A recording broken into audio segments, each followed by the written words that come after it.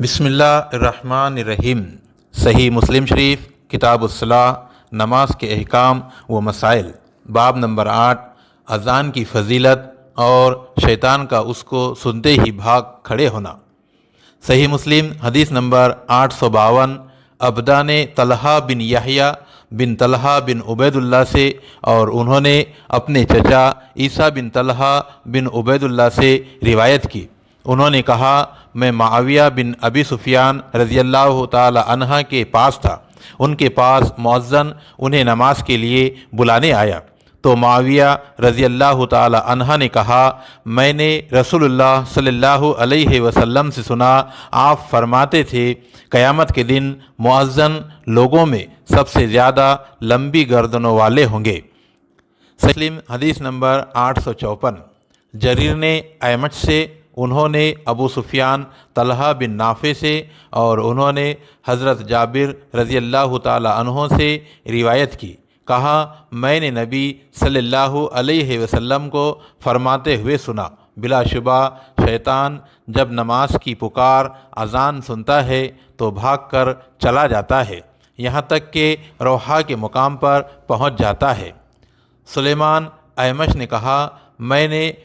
یعنی اپنے استاد ابو سفیان طلحہ بن نافع سے روحا کے بارے میں پوچھا تو انہوں نے کہا، یہ مدینہ سے 36 میل کے فاصلے پر ہے۔ صحیح مسلم حدیث نمبر 856، اعمش نے ابو صالح سے اور انہوں نے حضرت ابو ہریرہ رضی اللہ تعالی عنہ سے روایت کی کہ نبی اکرم صلی اللہ علیہ وسلم نے فرمایا، شیطان جب نماز کے لیے پکار کی آواز سنتا ہے تو گوز مارتا ہوا بھاگتا ہے تاکہ مؤذن کی آواز نہ سن سکے، پھر جب مؤذن خاموش ہو جاتا ہے تو واپس آتا ہے اور نمازیوں کے دلوں میں وسوسہ پیدا کرتا ہے، پھر جب اقامت سنتا ہے تو چلا جاتا ہے تاکہ اس کی آواز نہ سنے،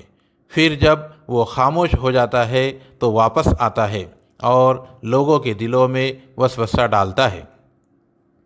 صحیح مسلم حدیث نمبر 857، خالد بن عبداللہ نے سہیل سے، انہوں نے اپنے والد ابو صالح السمان سے اور انہوں نے حضرت ابو ہریرہ رضی اللہ تعالی عنہ سے روایت کی، انہوں نے کہا، رسول اللہ صلی اللہ علیہ وسلم نے فرمایا، جب مؤذن اذان کہتا ہے تو شیطان پیٹھ پھیر کر گوز مارتا ہوا جاتا ہے۔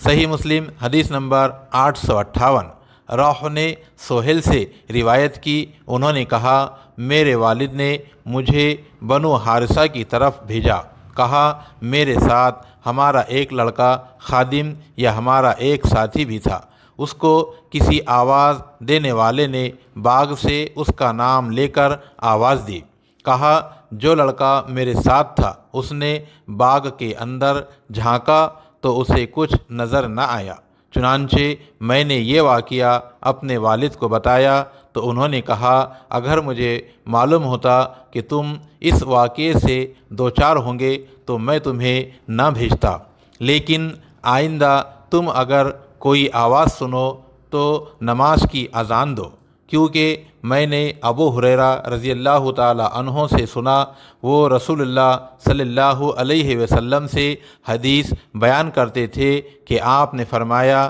جب نماز کے لیے پکارا جاتا ہے تو شیطان پیٹھ پھیر کر گوز مارتا ہوا بھاگ جاتا ہے۔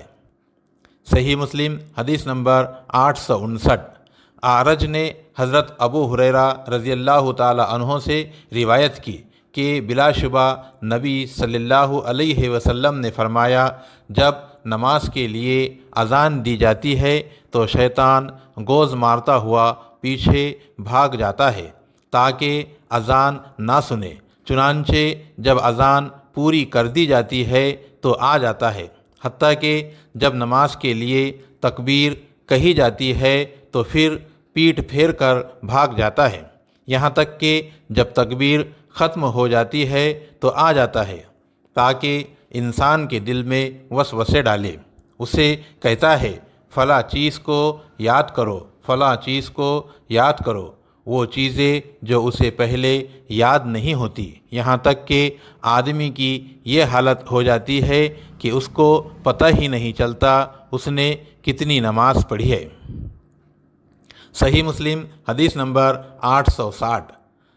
حمام بن منبع نے حضرت ابو ہریرہ رضی اللہ تعالی عنہ سے اور انہوں نے نبی صلی اللہ علیہ وسلم سے مذکورہ بالا روایت کے مانند بیان کیا، مگر انہوں نے ما یدری کم صلی کی بجائے این یدری کیف صلی، یعنی وہ نہیں جانتا کیسے نماز پڑھی، کہا۔